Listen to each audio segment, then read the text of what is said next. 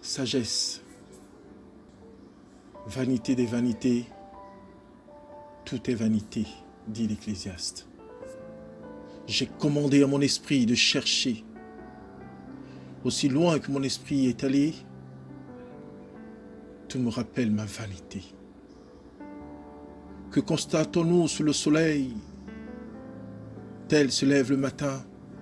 Va, cours, cherche, trouve, rassemble, amasse.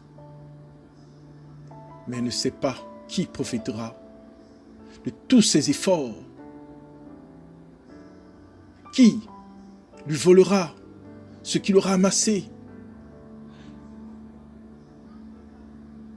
Oh, mes frères et sœurs en Christ, je vous le dis encore une fois. Regardez autour de vous. Regardez, observez. Car moi j'ai observé, j'ai cherché. Et mes yeux m'ont rappelé ma vanité.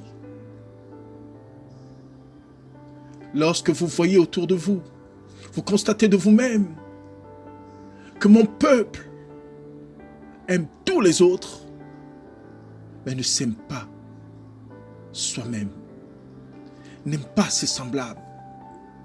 Que se passe-t-il? Que deviennent-ils les Israélites, les descendants directs de Jacob? Ne savez-vous pas qu'on peut tout vous voler, mais ne jamais voler votre esprit, ne jamais toucher à votre âme? L'homme peut vous martyriser, faire de vous des esclaves, vous flageller, vous battre, vous enchaîner, mais ne peut jamais toucher à votre âme, encore moins à votre esprit. Mon esprit continue à se demander pourquoi, assis autour d'un arbre, nous nous querellons, nous nous chamaillons, nous nous disputons, nous n'arrivons pas à parler d'une seule et même voix, nous n'arrivons pas à marcher, à conjuguer ensemble, bâtir ensemble, construire ensemble.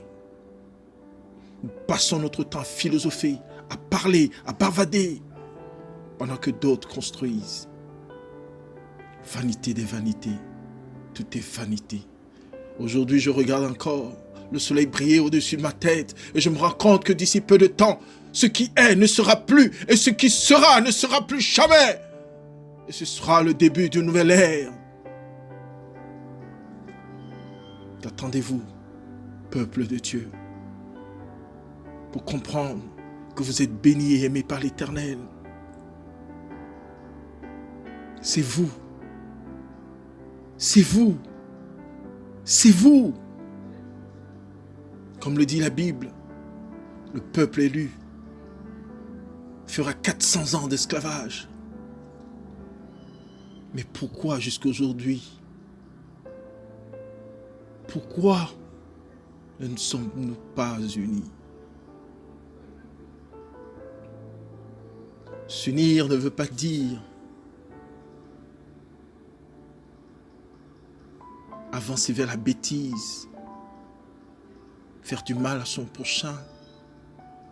S'unir, c'est avoir un objectif commun.